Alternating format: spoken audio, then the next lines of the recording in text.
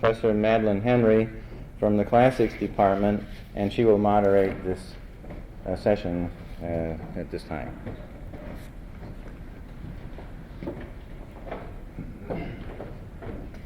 Good afternoon, everyone, and thank you for coming to a dialogue on class and classics in higher education. I'd like to outline the format for how we're going to approach this dialogue. First, Professor David Ruchnick will give his paper, and then immediately following, Professor Boyd will give hers. That way we can get both papers in by 1 o'clock when some of you may have to leave, and it probably would be a good idea if you waited if you had to leave until that time. After both papers have been presented, there will be responses, first by David Ruchnick to Melba Boyd, and then by Professor Boyd to David Ruchnick. Then we'll open up the session for a general discussion from the audience. David Ruchnick is the chair of our Classical Studies program and associate professor in the philosophy department, where he's been since 1982 after completing his PhD at Penn State University in philosophy. He's written articles on Plato, Hesiod, Homer, and Aristotle, and he's just completing a book on the relationship between Greek tragedy and Platonic philosophy. Professor Melba Boyd received her Doctor of Arts in English in 1979 from the University of Michigan at Ann Arbor, and since then has authored 4 volumes of poetry, has completed a book-length manuscript about the radical vision of Francis E.W. Harper, and is currently writing and directing a documentary on poet Dudley Randall. The title of her paper is I Dream, Therefore I Bees. And now I'd like you to welcome Professor David Ruchnick.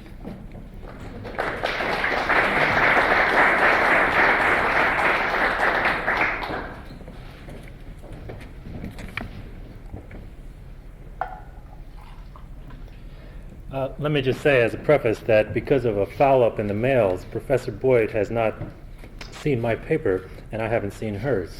So it's at least possible that we'll agree entirely on everything, which should be quite pleasant. As I reread this paper this morning, I couldn't make up my mind if what I'm about to say is extremely simple-minded or a bit more than that, I don't know.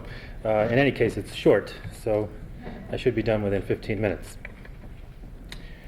I suspect that I've been asked to participate in this debate because I am perceived as a local version of that notorious reactionary Alan Bloom. I am, after all, an old-fashioned humanities scholar, one of the very few on this campus. I'm not completely happy with this perception because I have some serious misgivings about Bloom's book.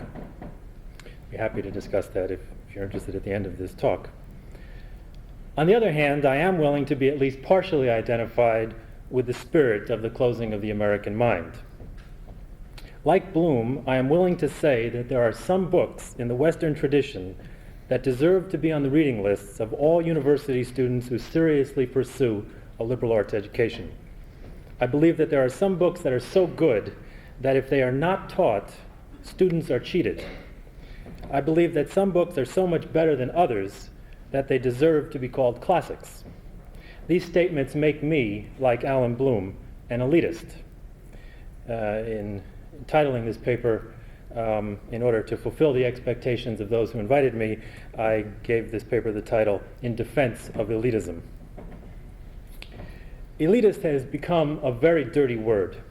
This is especially true at an institution like Iowa State, originally a land-grant college whose primary mission was to educate not the elite, but large numbers of ordinary citizens. I think the current, overwhelmingly negative interpretation of the word is unfortunate. Why? Because everybody in this room right now is an elitist. Consider for a moment what the word means. Elitism derives from a Latin word which means to choose, to pick out, to select, to elect. Anyone who makes a conscious choice, who elects to be here rather than there, who decides that this is better than that, is an elitist. Everybody in this room chose to be here. Therefore, everybody in this room is an elitist. This may sound silly, and in a sense, of course it is. Surely elitist means more than someone who makes choices. On the other hand, I think that what I've just said is not silly at all. We do make choices. They are made on the basis of having certain values. You chose to attend a lecture rather than to stay home and watch TV because, for whatever reason, you think it is better to do so. We rarely think about our values, but it seems obvious to me that we make value judgments almost every second of our lives. At some point you will stand up to leave. That's a value judgment. Back to Alan Bloom. The main target of Bloom's polemic is what he calls openness. What he means by openness is the belief that universities, that teachers, should resist making value judgments about particular books or particular cultural traditions. Instead, what should characterize a college curriculum is a sense of openness to the enormous variety of cultural traditions that the world presents. The goal of the open curriculum would be to introduce students to as many different types of books as possible. According to the openness position, education has for too long been dominated by one set of values expressed in the traditional canon of great books. These are all Western. They were all written by white men.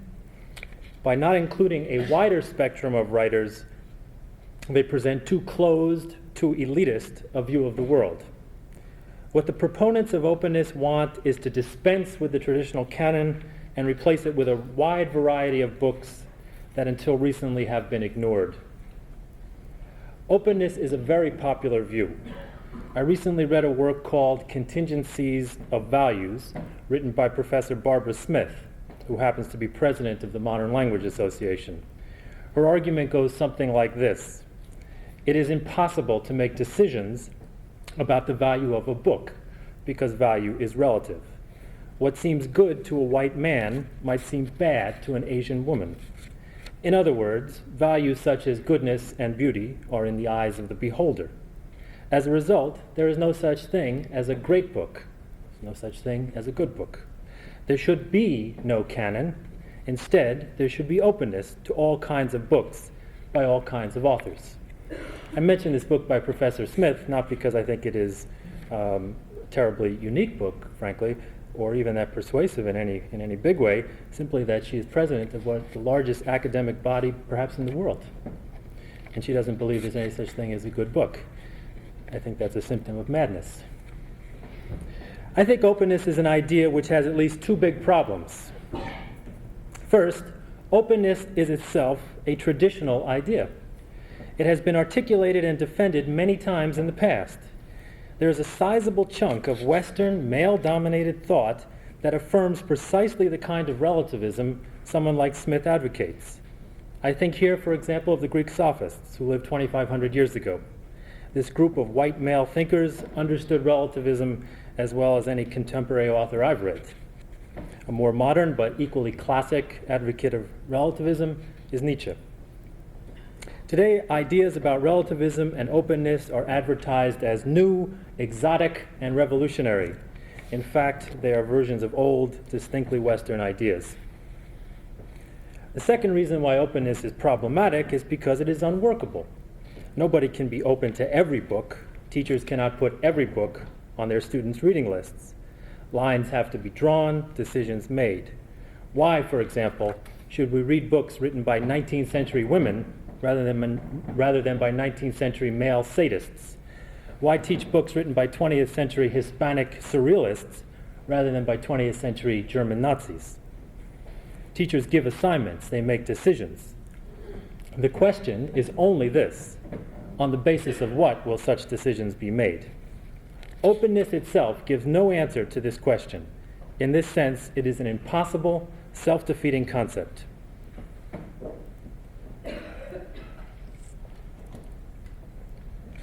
At this point, someone will probably object to what I have just said and accuse me of caricaturing the position I criticize. Someone will say that we should open the curriculum not to every book, but only to some books. We should, for example, include books written by Afro-Americans on our reading lists. Why? A sizable portion of the population of the United States is Afro-American. Therefore, a sizable portion of our reading list should be by Afro-American writers. But does this argument make any sense? There are many books written by Afro-Americans. Which one should our students read?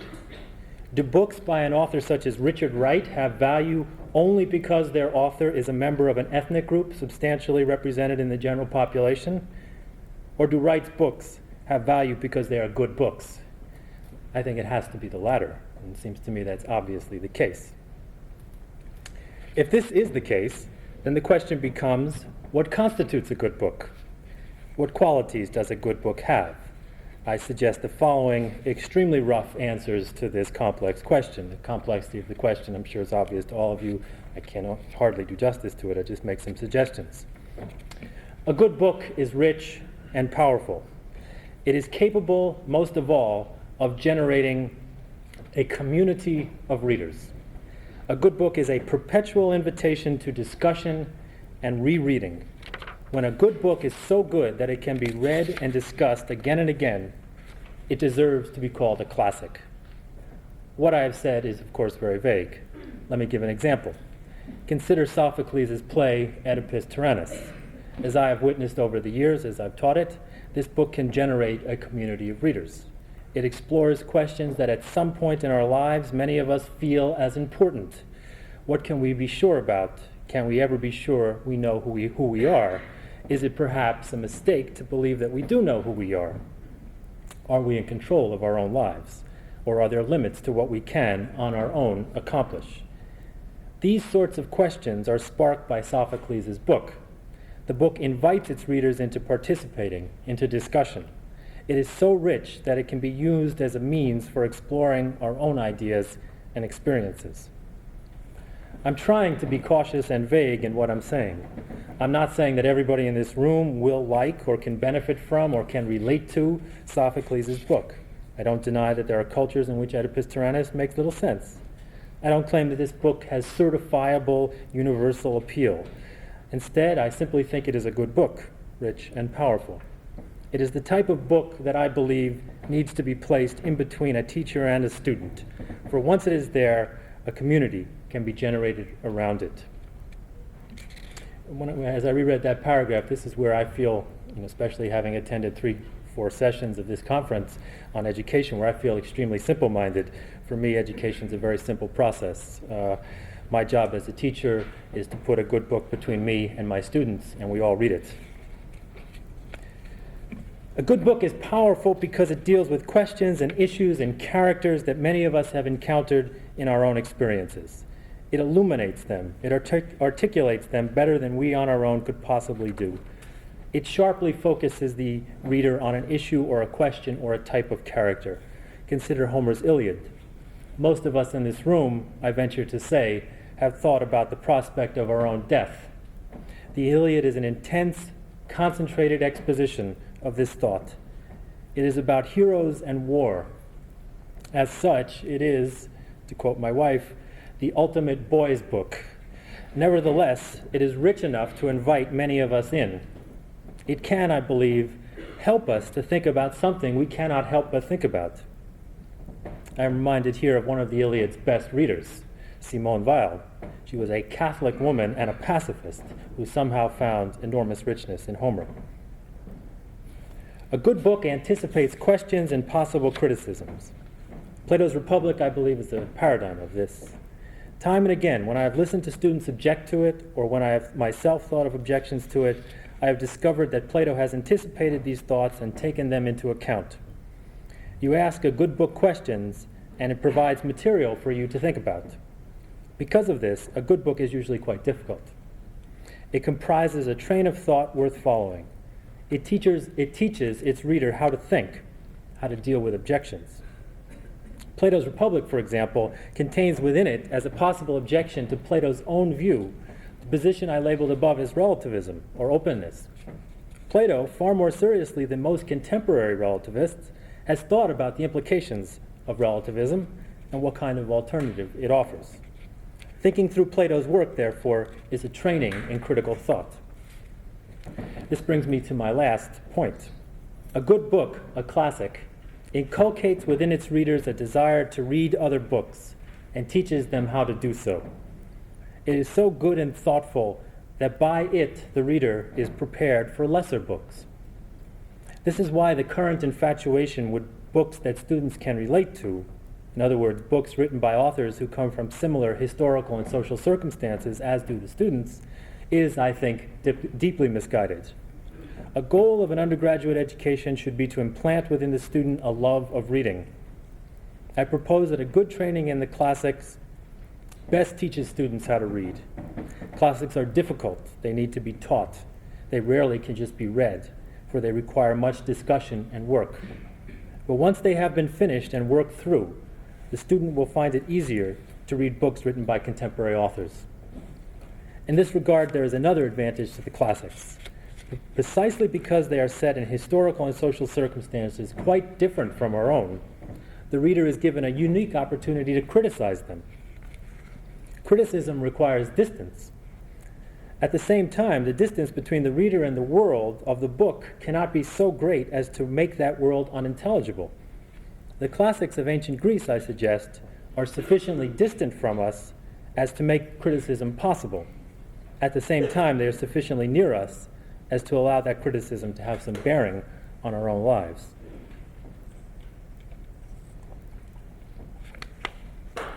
My short list of characteristics will be dismissed by many of you as hopelessly vague or as naive or maybe even perniciously Bloomian.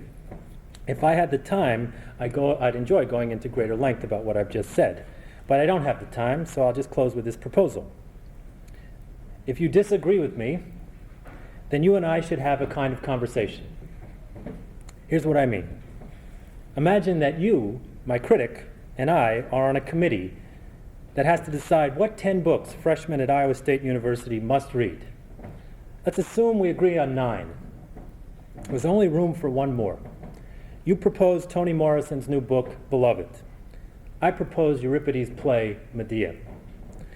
You and I should be willing to argue about the merits of these 2 books, which, by the way, deal with some of the same themes. If you say to me, let's make our students read Beloved because its author is an Afro-American woman and its subject is slavery in America, I think you have failed to provide a good reason for the book's inclusion on our list. The question of authorship is not the primary issue. My own view, and I say this with a little trepidation, is that Beloved is not that good a book. No one who has read her works would deny that Toni Morrison is a gifted writer. But I think this novel suffers from real weaknesses. It is intensely subjective, impressionistic, and self-consciously poetic. More than anything else, it seems to me to be a very typical late 20th century book. I do not think this particular book can generate a community of readers. I think that because of its intense self-consciousness, it excludes. Students, at least as I imagine it, would find it difficult to learn much from it. They will not be sparked to ask questions about themselves or to discuss the book with others. By contrast, Medea is a classic. It is powerful and rich. It treats some of the same themes as does Beloved in a more inviting, provocative manner. It gets readers into it rather than excludes them. If properly taught, it will force its readers to ask questions about their own values and experiences. Toni Morrison has certainly read the Medea, and perhaps she would agree with me that Euripides' book, rather than her own, should be required reading for freshmen. I say that only because I heard her speak, and she mentioned Medea. Medea is not about contemporary America. It was not written by a woman. It is not immediately relevant. But it is so good, so well constructed, so inviting, that it should be taught. Having read the Medea, the student will be well prepared to read on her own a book like Beloved. I don't think it works the other way around. Now, let me say this. I certainly may be wrong about Beloved. I only read it once, and perhaps I read it carelessly. I am therefore, and I mean this quite sincerely, open to being persuaded that it, and not the Medea, should be the 10th book on the reading list. But what I don't want to hear, what I don't want to be told, is that we should teach Beloved because it was written by an Afro-American woman. Instead, I want you, my critic, my colleague in this debate about the freshman reading list, to explain to me why this is a good book. Show me, by the conversation you can make with me, how Beloved generates a community of readers, how it addresses questions and issues that are alive, how it teaches its readers to read other books and invites them to read more and more. This type of conversation, in which you and I open a book, Beloved or any other, and discuss its value, is my goal. That's the only thing I think is worth doing in this community of ours, and it's done with great infrequency. This type of conversation, in which you and I open a book and discuss its value, perhaps disagree about its value, is my goal and the hope that animates everything I do. It's what I want to do with my colleagues as well as with my students. Such a goal is elitist. I want to discover what the best books are, and then I want to read them with good students. If this is elitism, then it is defensible.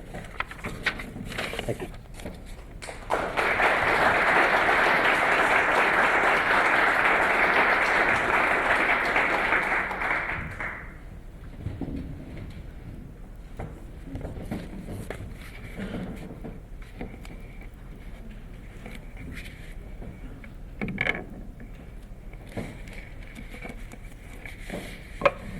I'd first like to say that I appreciate being asked to come to Iowa State.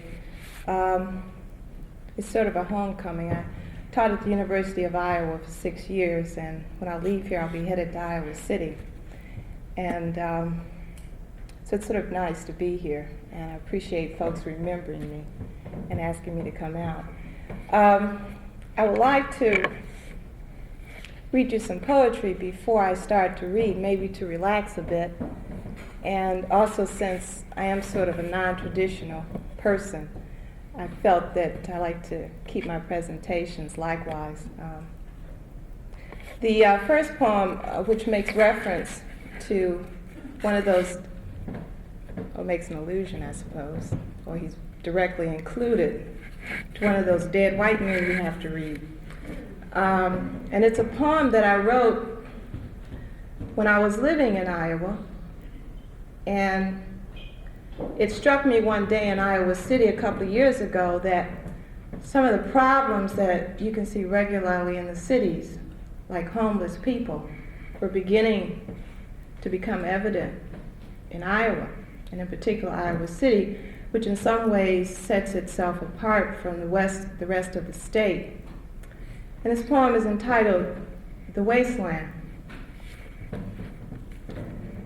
Narcissistic poetry dazzles under glass, licentious lingering, lying above unsolicited humans, vanquished under snowdrifts, off post-industrial cliffs, still illiterate of T.S. Eliot.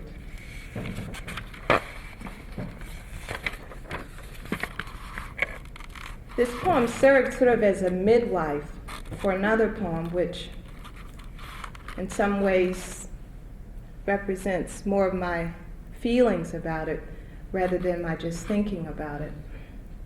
And the poem is called The Year of No Snow. My grandfather's ghost guards the peace circle around the children's open window, while I think under a dim, cracked lamp, grateful for luck, the tendril of my fortune. Like the homeless, I too carry space between my footsteps. So, inside the warmth of a rented rectangle, I craft common sense and creative resistance into oval beaded compositions. Yesterday, there was no winter here. No reports of frozen women or children interrupted sardonic consensus, through which grave prayers lifted the president's veil, revealing a crooked smile, the right-angled deletion of Reagan reasons. You see, contrary to popular polls, the macaw flies over tropical regions, and magic does restore color to damaged skies and dismembered dreamers.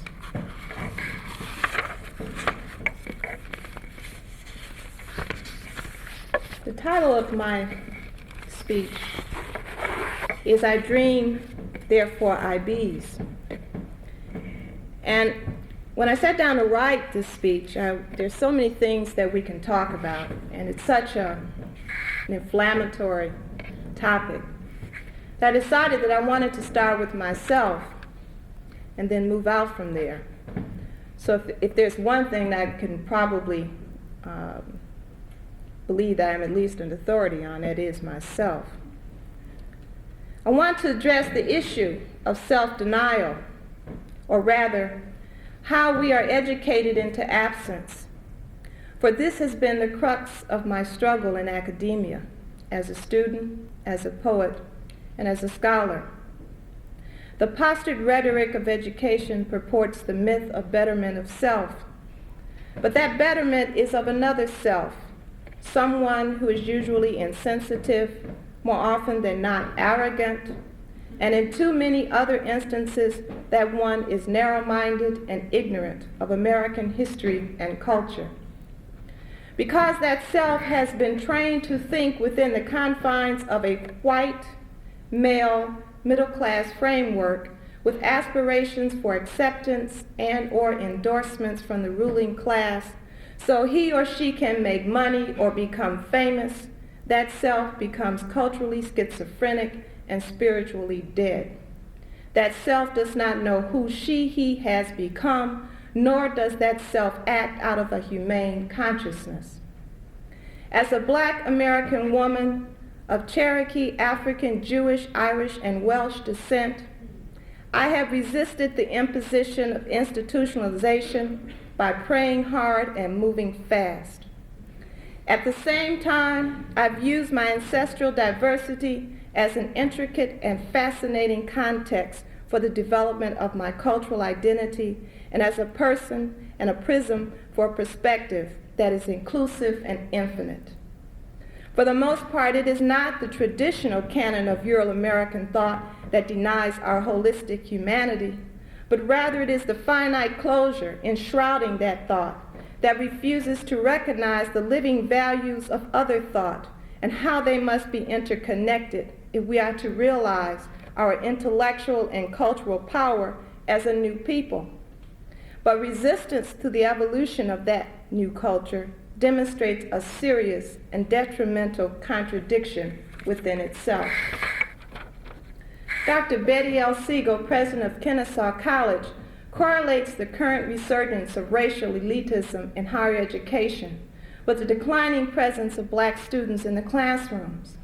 In particular, she relates the exclusion of Dr. Martin Luther King's civil rights essays from the American literary canon to the societal denial of Afro-American thought and Afro-American people. In her essay, Securing Martin Luther King's Rightful Place in the Classroom, she says, Edwards' Sinners in the Hands of an Angry God is a masterpiece of Puritan rhetoric, and King's I Have a Dream is a masterpiece of civil rights rhetoric. But why is one included and not the other? Is it more important for our graduates to understand their Puritan backgrounds than to understand the civil rights issues that dominated the late 50s and 60s? Thoreau's Civil Disobedience produces the blueprint that King's letter from Birmingham City Jail puts into practice. But again, why include one and not the other? And if King is not good enough to enter the college classrooms, it is not surprising that potential Black students have misgivings about entering those same classrooms. I extend Dr. Siegel's analysis to suggest that American students need to read Dr. King's civil rights rhetoric so they can overcome the repression of Puritan thought that is still embedded in their perceptions and attitudes.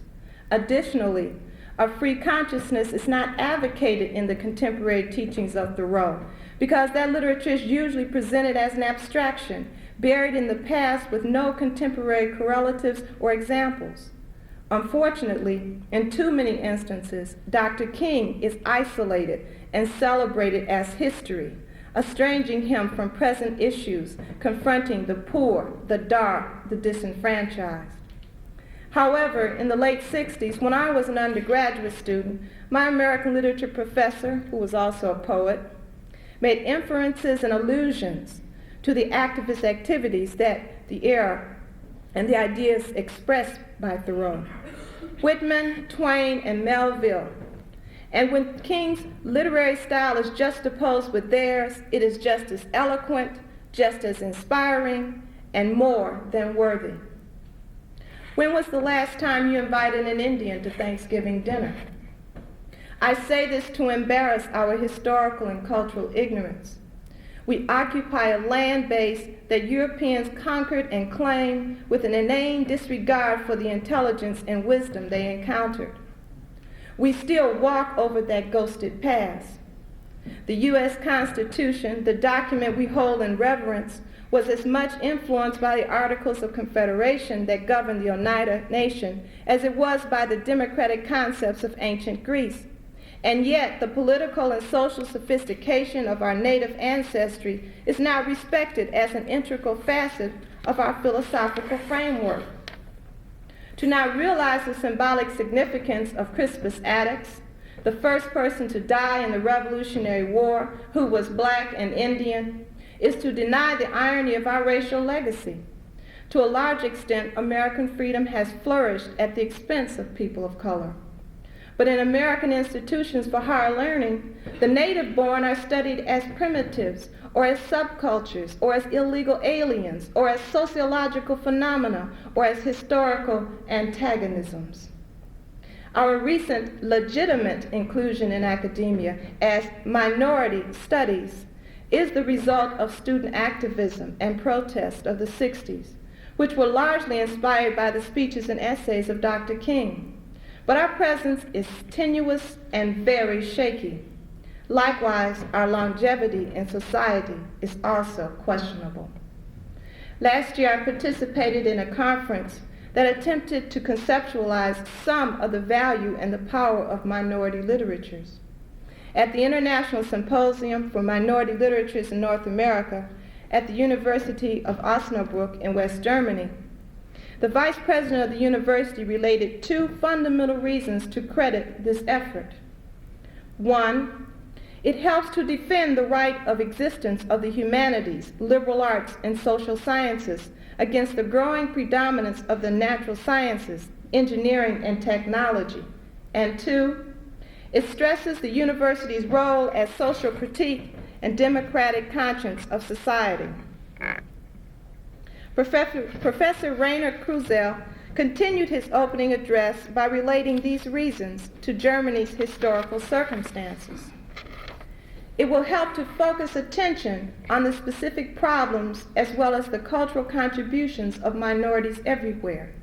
Specifically, in Germany, it might help to induce a more general awareness of the fact that although ethnic minorities are practically non-existent there, has been always a minority problem. As long as the people in this country do not see that the barbaric treatment of the minorities, especially of the Jewish people, in the Third Reich, and the everyday prejudices and discriminatory practices against present-day minorities, the Turkish and other people of foreign descent, the unemployed, the disabled, can both be traced back to the common roots, they have not really learned their lesson. As this symposium indicated, our perception of knowledge and the broadening of our humanistic perspective should be inclusive and not class exclusive. To promote the belief that great thought and great literature has already been achieved and that its preeminence prevails over our brains like an incurable migraine is to deny our individual intelligence and the development of new thought and new literatures. This inequity is especially dangerous for Americans because we are not Europeans or ancient Greeks. Neither are we Indians or Africans or Asians, but rather we are an evolving race that can benefit from the interaction and improvisation of that diversity. Unfortunately, intelligence is too often equated with inflated vocabularies and intricate syntaxes, servicing small colonies of elitist scholars or providing quotes for another inept, deceptive public official postured on prime-time television. In the image, Kenneth Boulding explains, the accumulation of knowledge is not merely the difference between messages coming in and given out. It is not like a reservoir. It is rather an organization which grows through an active internal organizing principle or entity organizing the growth of bodily structures.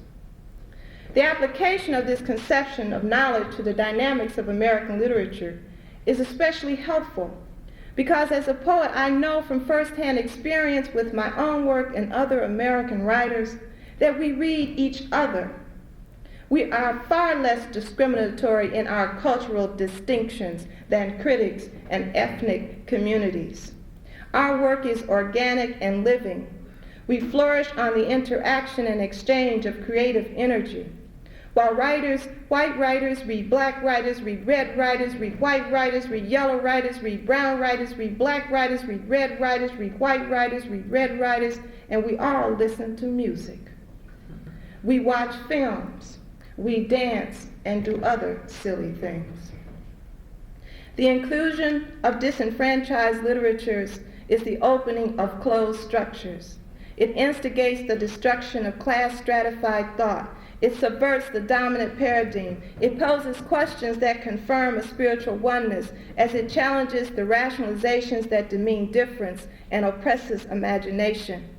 It provides an endless energy for alternative perspectives, interacting to activate a synergistic plane of cultural intelligence that transcends the contradictions of our ancestors. Amiri Baraka explains in Blues People that Black Americans developed some of the most complex and complicated ideas about the world imaginable.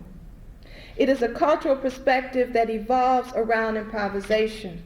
It pivots around the inexactitude of the moment, a perception of reality that combines the past with the future by illuminating the essence of feeling and intuition. But it is the absence of feeling and the denial of intuition which is preferred and oftentimes insisted upon in academia.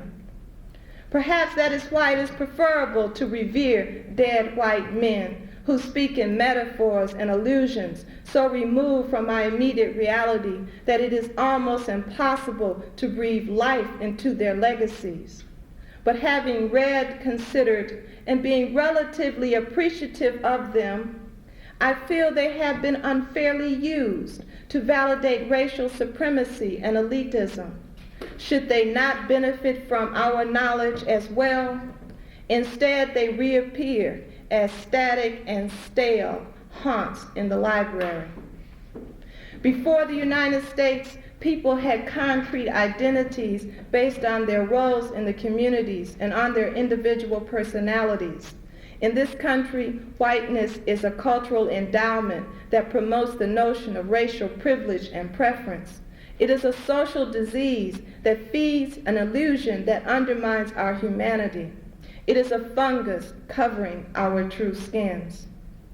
In 1972, when I was a graduate student in English, I was told by the chair of the department that Afro-American literature was not a legitimate literature. If that were true, then I was also illegitimate. But my birth certificate and transcript was evidence to the contrary. And in order to survive this racist arrogance, I argued that legality was relative to man's power and a denial of our God-given right of birth. And no matter how much they lied, there was no evidence that they had been empowered by Zeus, but by guns and paper. The denial of others contrives a deadly selfish fiction that manifests itself in insidious ways. We are standing on the edge of planetary destruction, unable to undo our assault on nature and on ourselves. We are plagued by famines, droughts, radon gas, mercury poisoning, AIDS, crack cocaine, cancer, homicide, suicide, and fratricide. We are evidencing the disappearance of wildlife and our forestry.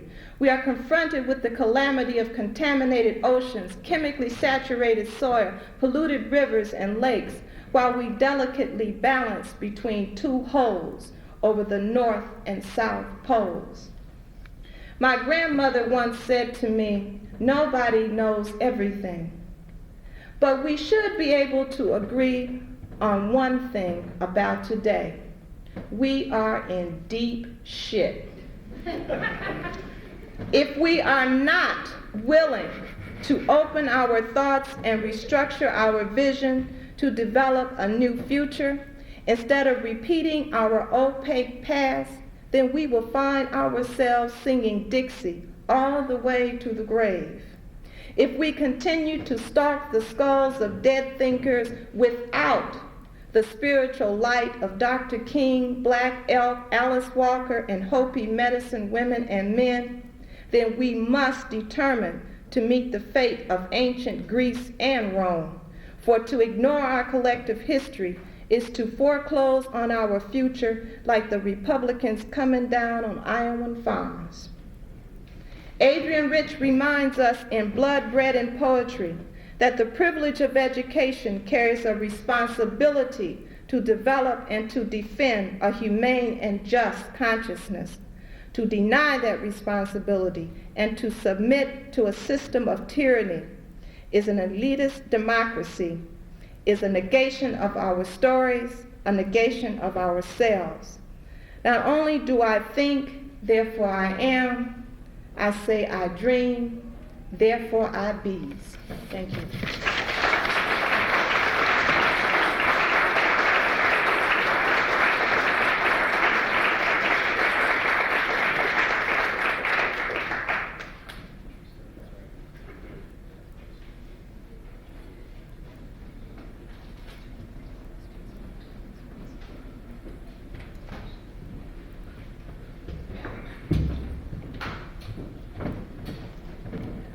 Both speakers would like to welcome your responses now and questions.